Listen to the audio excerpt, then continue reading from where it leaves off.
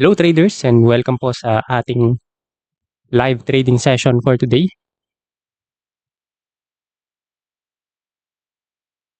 Hello, Physics by Sheila Scars, sir. Welcome po sa ating webinar for today. And salamat po sa pag-join sa atin, especially at the start of our session. Okay, so before anything else, let me know if the audio is working good, or let me know if you can hear me well. Okay, so good afternoon, good morning, good evening, kung saan man po kayo nanonood ngayon. So again, this is Paul Mendoza and I'll be your trading analyst for today. Once again. All right. So I think our audio is working fine. So let's start. So before anything else, again, let me just read our disclaimer first. So any opinion, news, research, prices, analysis, or other information discussed in this webinar or linked to this presentation are provided as general market commentary and do not constitute investment advice. Alright, so again, lahat po ng pag-uusapan natin for today, especially yung mga analysis po natin, is just a general market commentary. And again, I just want to emphasize that I am not a financial advisor. Alright, hello, I am Abik. Thank you for confirming. Alright, so kung hindi nyo pa po nagagawa, again, let me just invite you to please subscribe on our Telegram channel. So this is a Telegram channel dedicated for the Filipino traders by Octa. So sa loob po ng Telegram channel, you will see trading ideas, market updates such as this one, at meron din po mga trading quizzes to enhance your trading knowledge o para madagdagan yung kaalaman po natin sa Forex, as well as economic calendar. So economic calendar is very, very important, such as this one. So dito po natin makikita kung meron tayong mga high impact news na dapat subaybayan. At syempre, may mga announcements. So kapag nasa loob po kayo ng Telegram channel ni Octa, so kayo po yung unang makakakita o makakabasa ng mga announcements. Especially kapag yung mga promos or pag may mga importante. Alright? So again, if this is your first time na manood po ng webinar with me, again, my name is Paul Joseph Mendoza, or you can just call me Paul. I am a professional Forex trader with over 5 years of experience. I am a trading coach and an analyst, a pullback and trend trading specialist. Means that ang specialty ko po is consists of trend trading or trend continuation.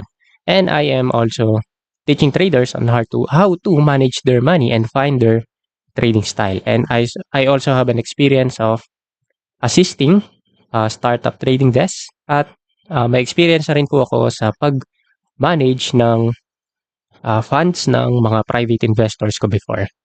Alright, and speaking of promos, so if you want to take advantage of the Octa deposit bonus, so you can use my promo code, which is PaulJM100. So to take advantage of the promo code, just open the Octa trading app or visit our official website. Then go to your profile, find the promo code section in the menu, enter the promo code and press activate. Then after that, just make a deposit and enjoy your bonus. Alright. So having said all of those things, so let's start. So first things first, of course, we will start with our economic calendar. So for the rest of the day, wala na po tayong high impact news, but tomorrow we have retail sales month over month para sa USD, and the forecast is 0.8%. And then this is at around 8:30 in the evening. Then at the same time, we have retail sales control group for the US dollar as well. And then we have producer price index, YOY or year over year for food and energy. Same time, 8:30 in the evening, and the forecast is 1.9%. Okay, so these are the high impact news na dapat po nating subaybayan for tomorrow. Alright. So let's start with our analysis for the day. So last time, of course, we will start with the DXY or dollar index. So last time, ang ina-expect natin dito sa dollar index was for a reaction to this support level. So obviously, nakita natin na nagkaroon siya nitong rejection candle.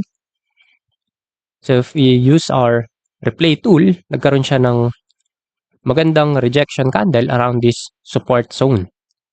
So because of this candle, we expected na magkakaroon na siya ng reaction such as this one or ng continuation pabalik dito sa resistance zone. But the price decided to break the support level. Then nagpunta yung price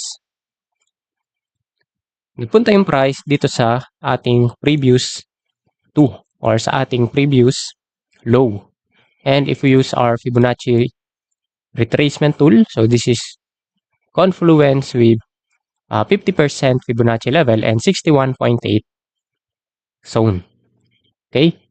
So, clearly, hindi nag-react dito yung price. So, ang ina-expect natin is magkakaroon siya nitong bounce mula dito sa first support sa ating previous high. But again, the price decided to break this level and the price went down up to this, our Fibonacci zone. So, obviously, yung ina-expect natin na support dito sa previous high is hindi nag-support yung price or hindi nag-react yung price dito sa first support.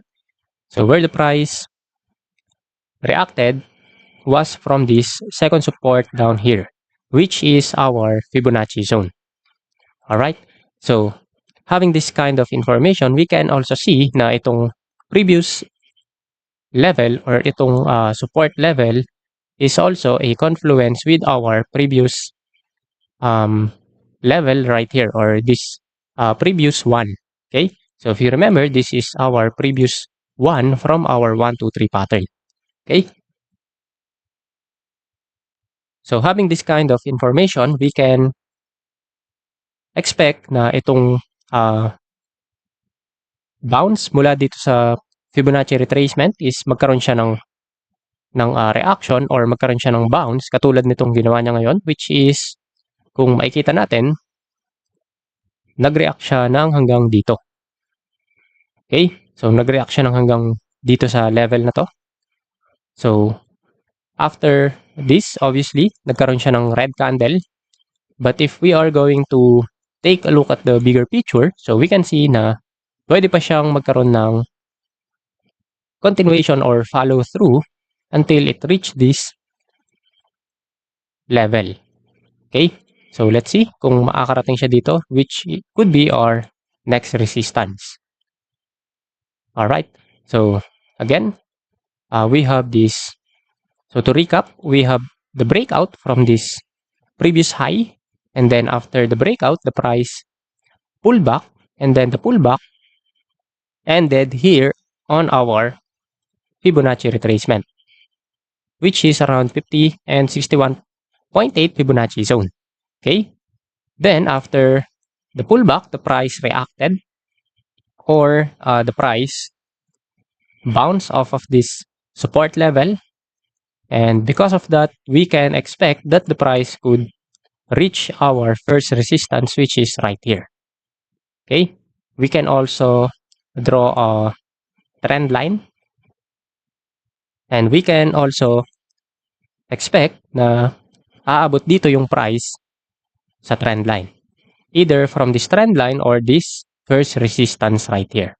So for now, we are just hovering at around 102.86 price level. So if the price managed to make a follow through, then we can expect na pwede niyang balikan itong trend line.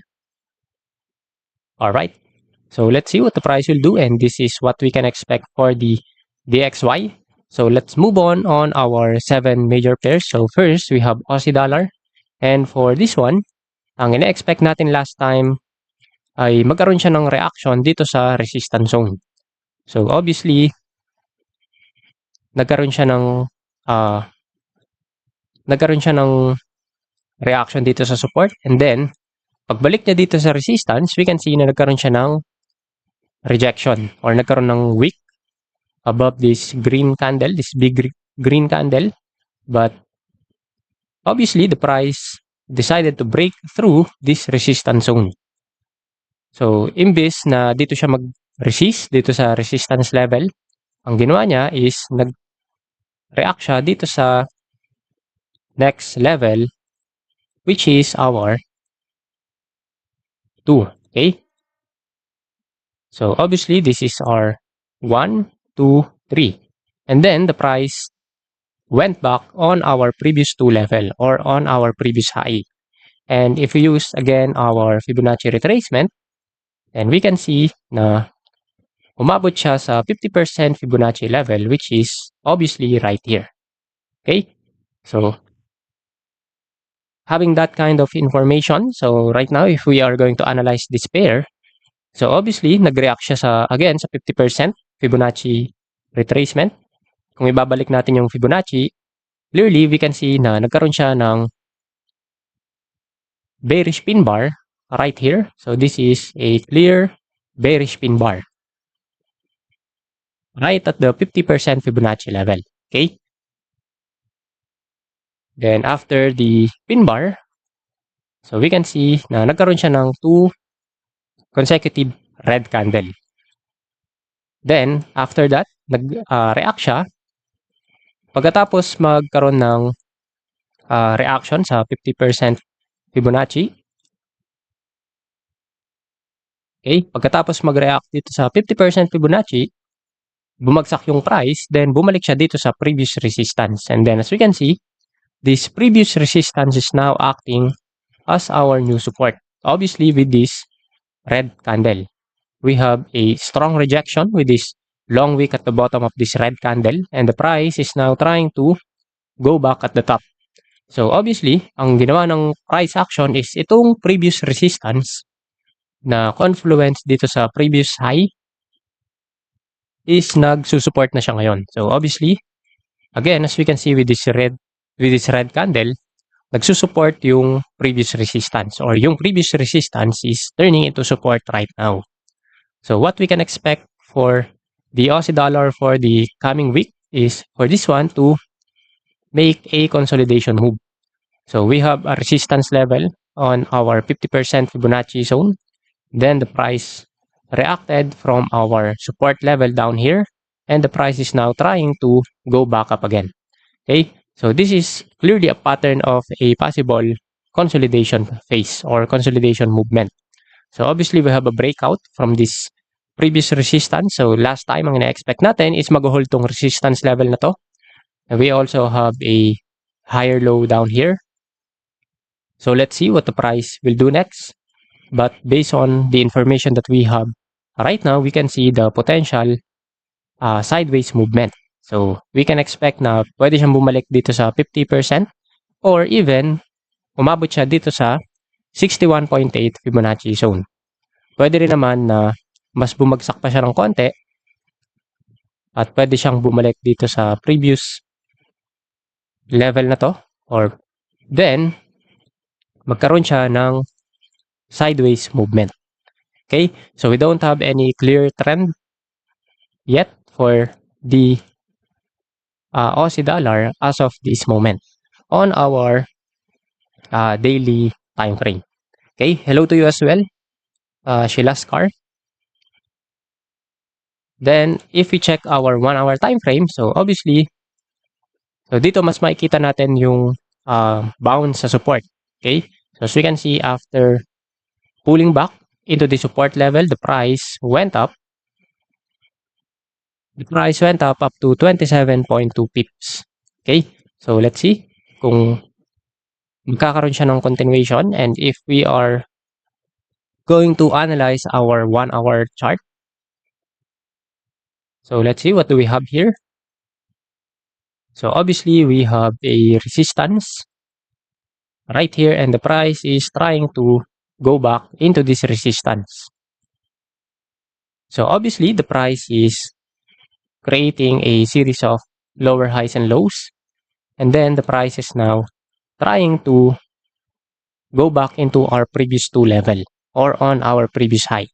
So obviously what we can do here if we want to take advantage of our daily or on our day trading time frame. So what we can do is to wait for a possible breakout from this previous high or from our previous resistance. So we can either take the breakout trade or we can wait for the pullback, okay, for a possible continuation to the upside. All right. So let's see kung anong next move na gagawin ng Aussie dollar for our 1 hour time frame. So obviously the price is building a momentum for a breakout. So this is our previous low. The price is creating a higher low. So if we saw a breakout from this resistance level, then obviously is a good that's a good breakout considering na meron tayong series of higher low. Okay? So again, we can either enter the breakout trade or wait for a pullback. All right? So that's what we have for the Aussie dollar, both 1 hour and daily time frame. Okay, so let's see what the price will do. So let's move on our next pair, which is the euro dollar. So last time, so we have a good analysis for this one. So last time, ang ina-expect natin is for the price to pull back or go back into this resistance zone. So kung maalala ninyo, last time, meron tayong breakout dito sa trend line. Ang analysis natin is pwede siyang bumalik dito sa resistance zone. And the price cooperated with our analysis for the euro dollar. Then as we can see, after returning from this resistance zone, the price bounced off this level. And as we can see, the price created this inverted pin bar candle. Then as we can see, after returning from this resistance, the price went down. And the price is now retesting this level again. So after returning back from this resistance zone, the price went down up to 37.4 pips. So kung na-day trade natin to, so pwede nating i-day trade sa 4-hour time frame or 1-hour time frame. Then obviously, on our 1-hour time frame, so unfortunately, we don't have an entry candlestick pattern or a price action pattern. So if you traded this instead on the 4-hour time frame, so let's see. So here on the 4-hour time frame, we can consider this doji candle. We can consider this doji candle as our entry pattern. Okay. But let's go back to our point. So the point was for the price to react into this resistance zone. Okay. So yun yung ina-expect natin last time. And the price did it. Then if we are going to analyze this one today, so obviously we have a pullback and the price bounce off of this resistance zone. So the price went down. So ang next move na ina-expect natin is for the price to react into the support. So kapag pagtapos niyang bumalik dito sa resistance, so obviously ang next move is to go back down at ang next support is this level. But the price fell short. Nag-pull back siya pero na-miss niya yung support by just 10 pips. So 10 pips na lang abot na siya doon sa support. But obviously the price didn't quite get down from the support level, then the price goes back up. So obviously this is a retest. Okay? So what we can do here is to look for a possible retest into this resistance zone. So kapag nagkaroon siya ng retest, then we can take a short trade, another short trade for a possible continuation to the downside.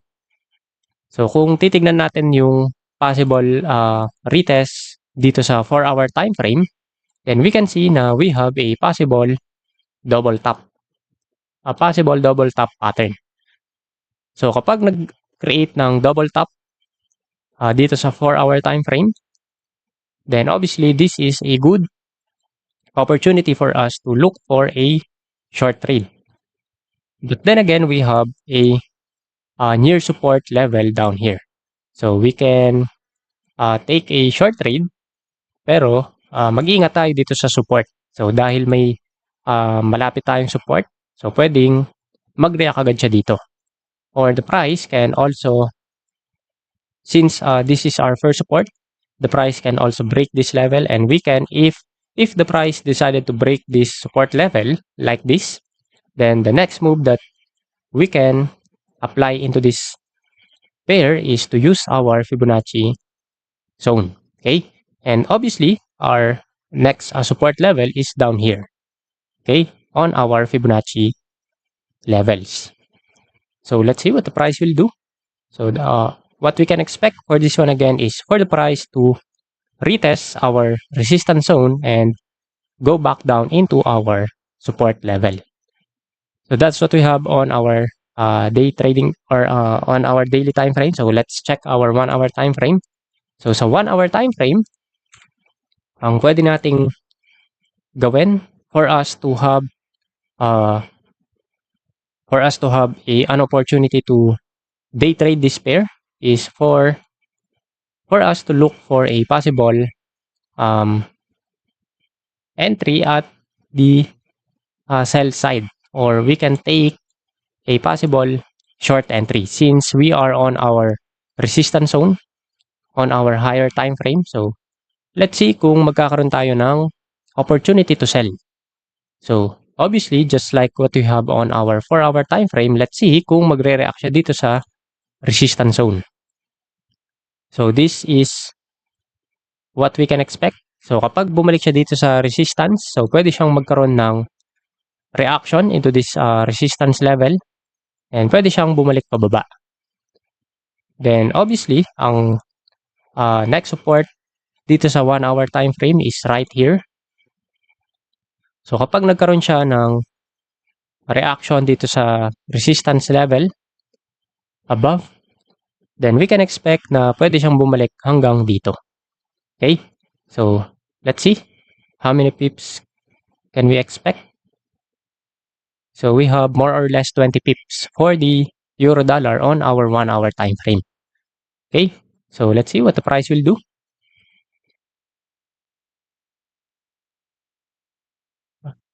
So this is what we have for our euro dollar. Okay? So next pair we have pound dollar, and for this one, so last time ang ina-expect natin is magkaroon siya ng continuation hanggang bumalik siya dito sa resistance zone. So last time we are just right around here if I'm not mistaken.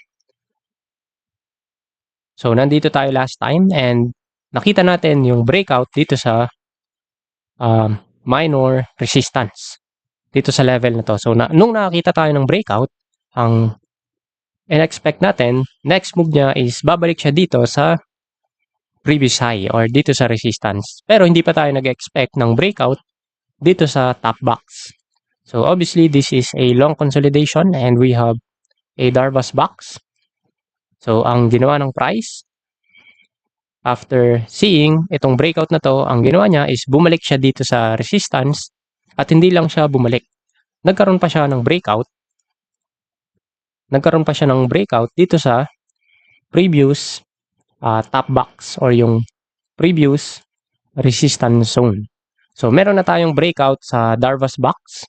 So obviously, ito yung hinihintay natin na for how many sessions in the past. So we are expecting na once nagkaroon ng breakout dito sa top box, ang ina-expect natin is bumalik siya dito sa next resistance level or dito sa previous resistance, which is around this previous high. Okay? So obviously we have this next resistance level. So after this breakout, so obviously this is our breakout candle coming from this previous high. So we can expect na kung magkakaroon siya ng follow through dito sa breakout na to, is pwede siyang bumalik dito sa previous high right here at the top. Okay? So let's see kung magagawa nga niya na. So obviously this previous high, which is our next resistance level. Okay? But if we are going to analyze this one as of the moment, and the price created an immediate pullback. So having this kind of immediate pullback, so we can use our Fibonacci retracement, and we can expect na pwede pang magkaroon ng mas malalim na pullback tong pound dollar. So obviously our first support is right here, which is our previous resistance. Okay, so the previous resistance could be our next support.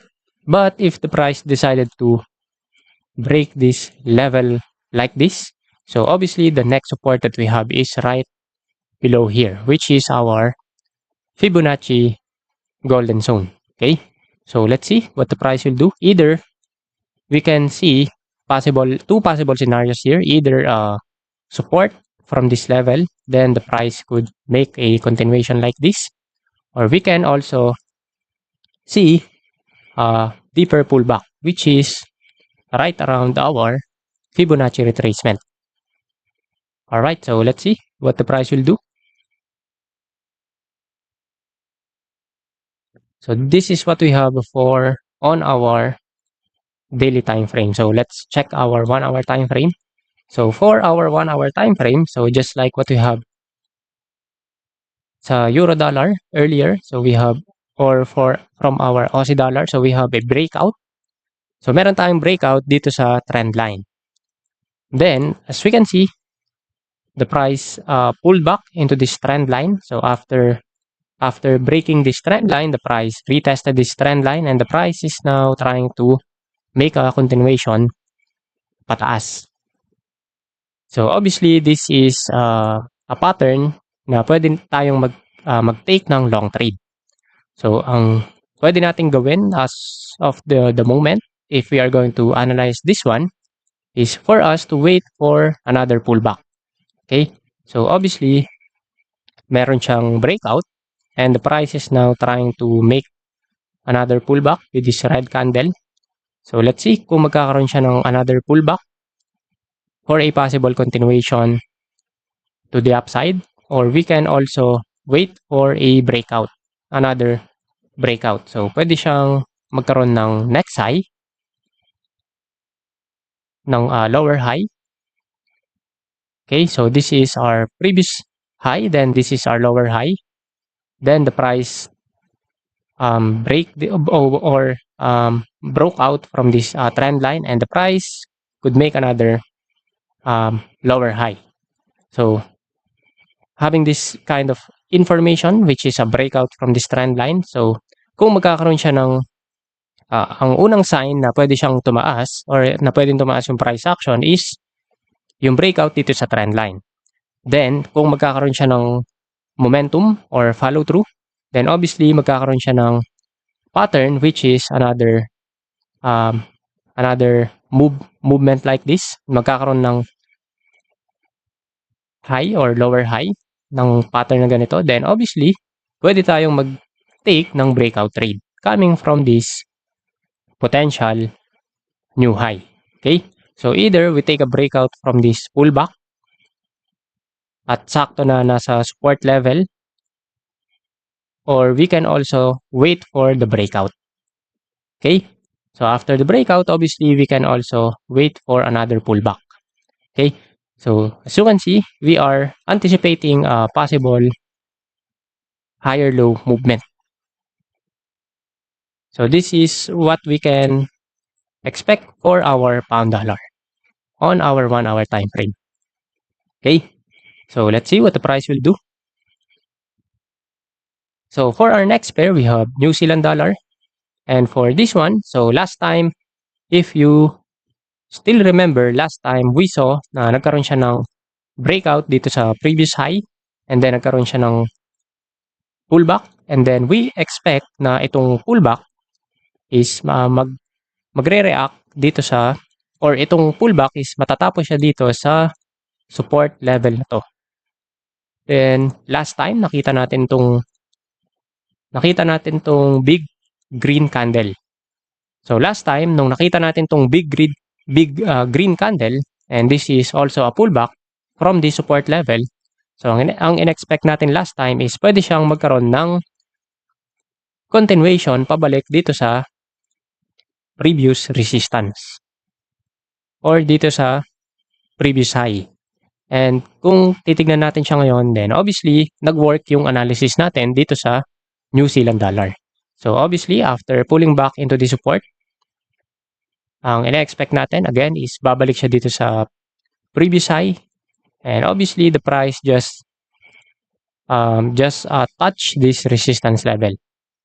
Okay, from the past for the past 3 days, bumalik nga siya dito sa previous high. So nag-work po ng maayos yung analysis natin dito sa New Zealand dollar, and so far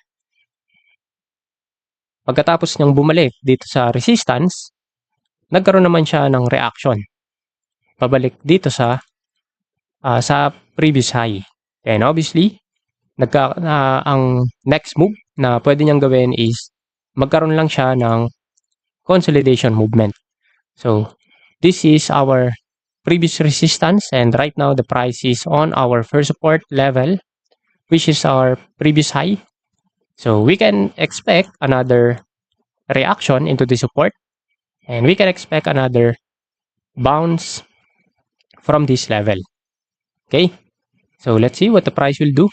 So we are expecting another movement like this. So on our 1 hour time frame, so let's see what do we have here. So for this one, for our 1 hour time frame, so we have a pattern of lower highs and lows. Okay, but again, we are on our support level sa ating higher time frame. So if that's the case, then we can expect na pwede na tong magkaroon ng possible movement to the upside.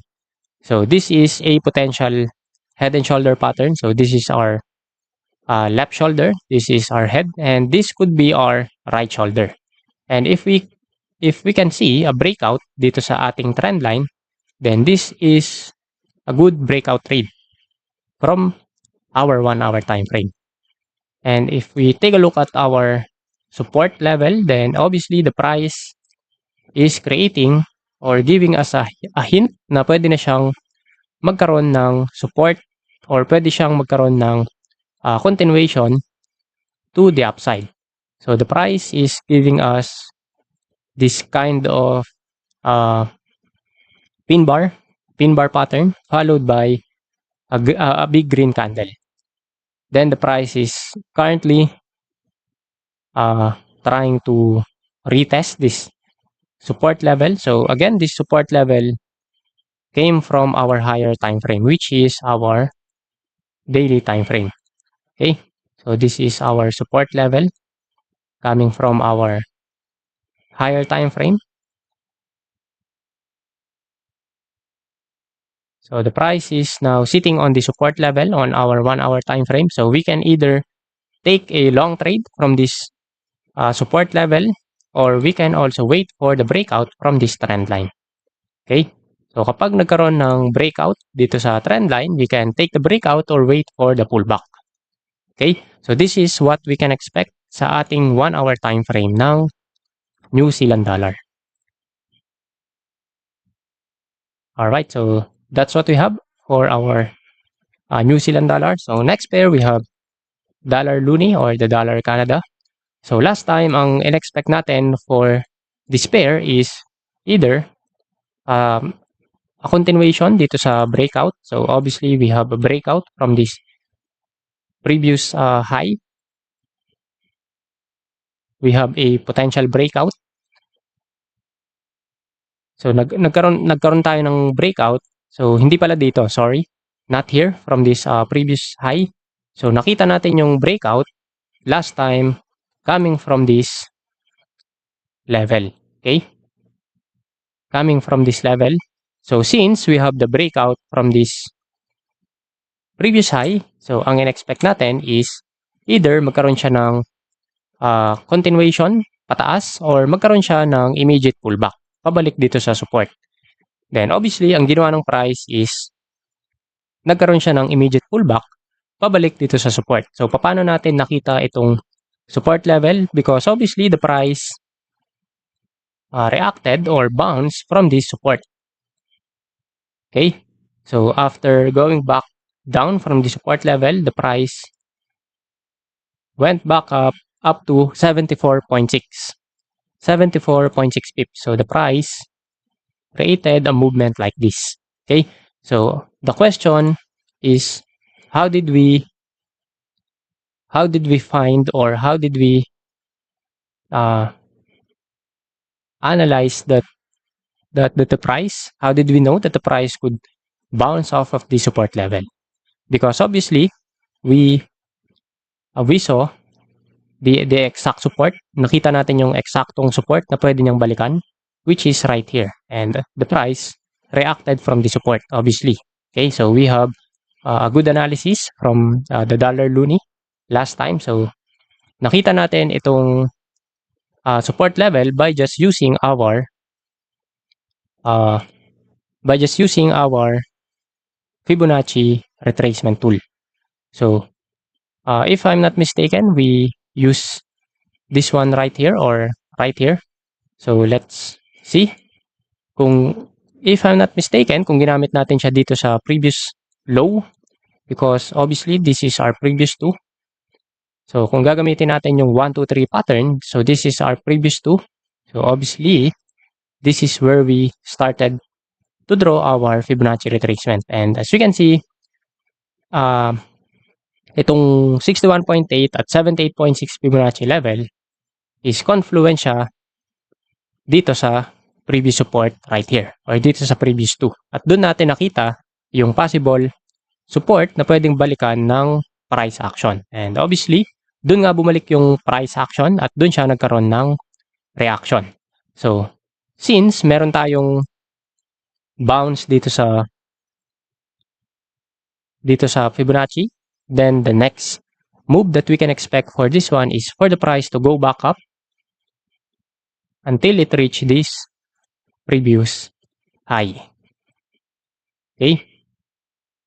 So let's see what the price will do. So we are expecting na tataas ang price ng dollar Looney for the coming days. Or pwede rin siyang magkaroon ng retest dito sa support before going back up. Okay? So let's see. So let's go down on our 1 hour time frame, and on our 1 hour time frame, obviously the price is creating a series of higher highs and lows. So if you want to take advantage of taking a long trade para sa 1 hour time frame, so we can use our Fibonacci retracement. Then as we can see, the price is reacting on our 61.8 Fibonacci level. So right now, the price is sitting on this support level, and the price is reacting or respecting this support by giving us this kind of candlestick patterns. So this could be our entry, which could be an engulfing candle. So kapag nalampasan niya yung itong previous red candle, then this will be an engulfing candle, and this could be our entry for this pair. So let's say na nag-take tayo ng long trade right here coming from the support level, so we can put our stop loss just below our support level, and we can put our target around here from our previous high. right here. And this will give us a 1:1 risk to reward ratio. Okay, so this is a good long trade. If you are going to ask me, this is a good long trade coming from our 1 hour time frame sa dollar Looney. Okay, so let's see what the price will do. So this is what we can expect, and this is what we have for dollar Looney. Okay, and for our next pair, we have dollar Swiss. And last time sa dollar Swiss, ang nakita natin is nagkaroon siya ng reaction dito sa resistance zone at nakita natin itong pin bar. Okay? So let me try it again. So anyway, so nakita natin tong inverted pin bar last time around this resistance level, and ang expect natin last time is pwede siyang bumalik dito sa support, at pag bumalik siya sa support, pwede siyang magkaroon ulit ng bounce pabalik sa resistance at pwede siya magkaroon ng consolidation movement. And obviously the price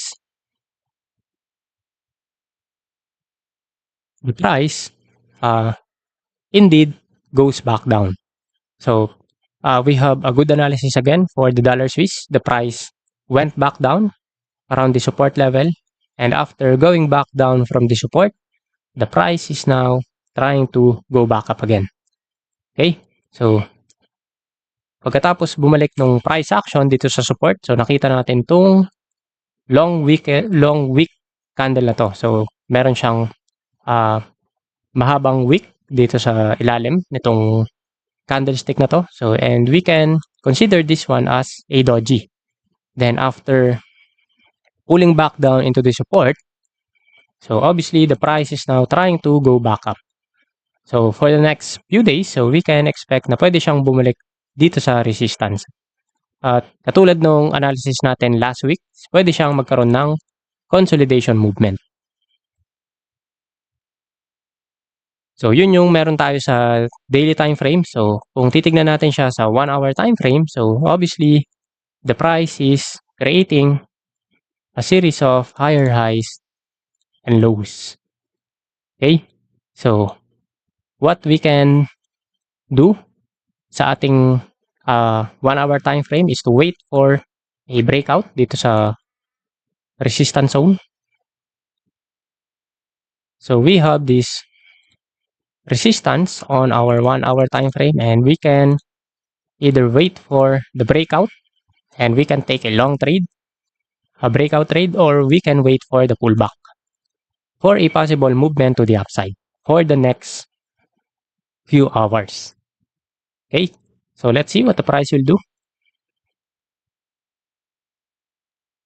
So pwede nating expect na magkakaroon tayo ng possible long trade sa dollar Swiss for the next few hours.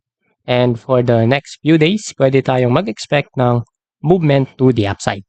Okay, so this is what we have for the dollar Swiss. And for our last pair, for our 7 major pairs, so we have dollar yen. And for this one, last time, ang ina-expect natin was for the price to pull back into our minor support level, which is right here. So obviously this is previous support.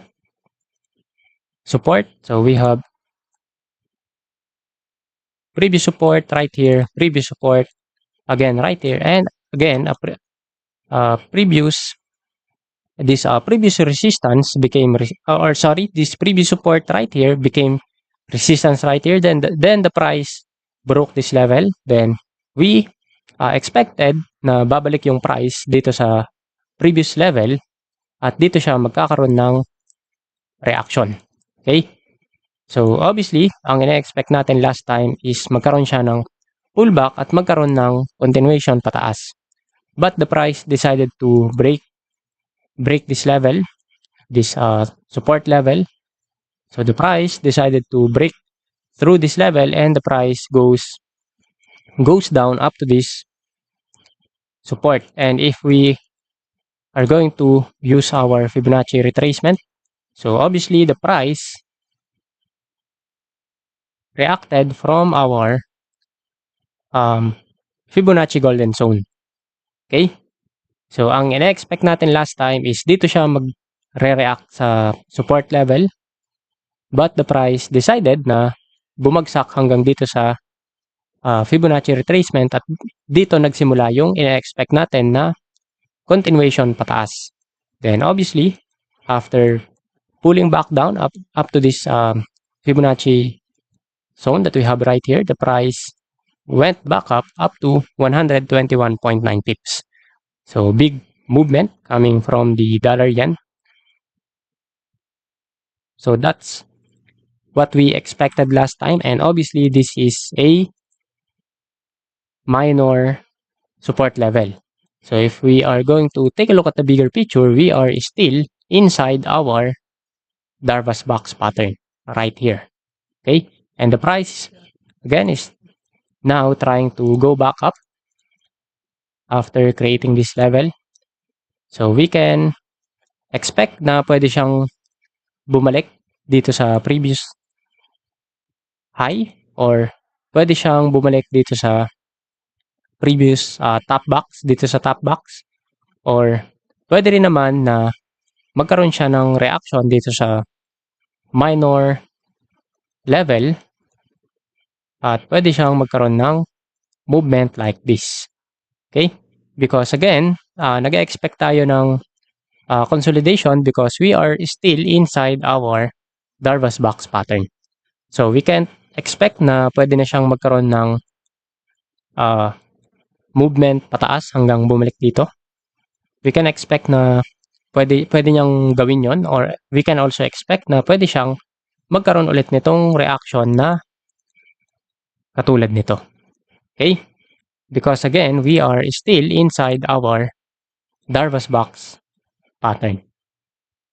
So we have a lot of possibilities para sa dollar yen, and we don't have a clear sign na babalik na ba siya sa top box o pwede siyang mag-react dito sa minor level, or pwede rin naman na makabalik siya dito sa top box, or even a breakout is possible. So anything is possible, but again, we are still confined inside our Darvas box, and we can expect for the coming days na magkaroon lang siya ng sideways movement inside our Darvas box. Okay, so that's what we have for the dollar yen on our daily time frame. So let's try to look at our 1 hour time frame. So here on our 1 hour time frame, so we have a possible long trade. Okay, so first we have this 1, 2, 3 pattern to the downside. Then the price created a movement like this. So this is obviously a possible head and shoulder pattern. So this is our left shoulder, our head, and our right shoulder. And the price is now trying to break through this resistance zone. Okay? So kapag nagkaroon tayo ng breakout dito sa resistance ng 1 hour time frame, so this could be our breakout trade, or we can also take a short trade around this level, because this is the minor level that we saw on our higher time frame. So if you are going to ask me, I think I will wait for a strong breakout. Okay? I will wait for a strong breakout para sa dollar yen, para makita natin na malakas yung momentum. Then, kapag nagkaroon siya ng strong breakout, I will wait for a pullback before entering a long trade. Okay? You are very much welcome, Laura Octa, and thank you for joining us on our live trading session for today. Okay? So again, I will wait for a strong breakout, and then I will wait for a pullback if I am going to trade this pair. All right. So this is what we have for the dollar yen, both daily time frame and 1 hour time frame. Okay, so yun po yung meron tayo sa 7 major pairs. So now let's take a look at the gold or XAU USD. Okay, so last time nakita natin yung breakout. Nakita natin yung breakout dito sa previous high. Then nagkaroon tayo ng analysis na pwedeng magkaroon ng pullback. So because we have this strong breakout, then the next move that the price could do is for it to make a pullback, pabalik dito sa previous resistance. And this previous resistance could turn into support like this. So obviously, matagal-tagal pa na babalik siya dito sa support. But as of the moment, we can see na meron tayong engulfing candle. So this is a strong red candle. So obviously, this is a sign that the price could pull back soon. Okay? And inside our Telegram channel, nagkaroon din tayo ng announcement na yung gold market is ina-anticipate na ng Scotiabank na pwede na siyang magkaroon ng pullback. So, on the next few days or on the next few weeks, so pwede nating makita na pwedeng bumalik itong price ng gold pabalik dito sa support level. Okay? So, let's see. Dahil meron na tayong engulfing candle, and this is a big engulfing candle right here. So let's see kung babalik na ba siya dito sa support. Okay, so if you have a long position sa XAUUSD, so you may want to consider your position, or you can also add into your long position once the price pull back into the support. Okay, so that's what we have for the XAUUSD. All right, so any question before we end?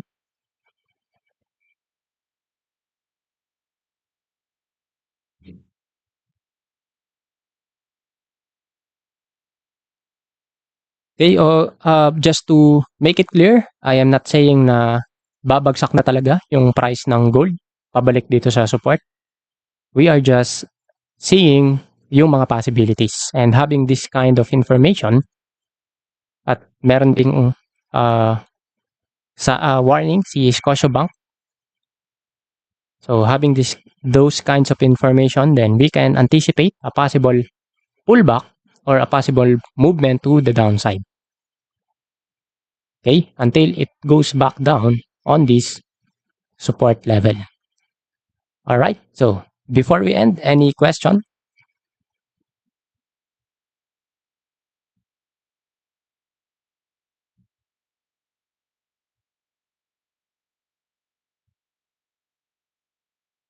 Hello, Mary Adewoy or Mary Adewoye. So the chart is not clear. So what do you mean that the chart isn't clear for the XAU USD?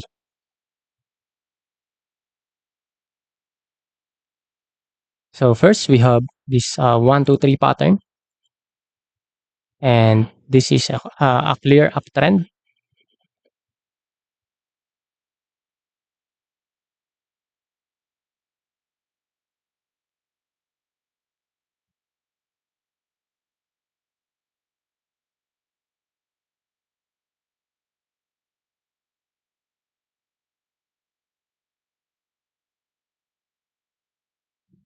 Okay, so any question?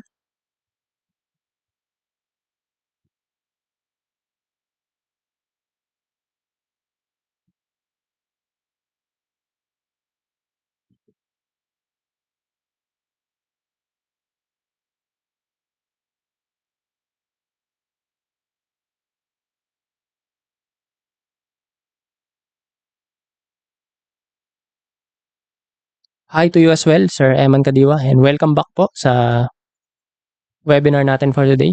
Glad to see you again. All right, so if you don't have any questions, so I think that's good, and that's our trading session for today. So again, maraming salamat po sa mga nag-join sa session natin for today. And once again, this is Paul Mendoza, your trading analyst. Bye!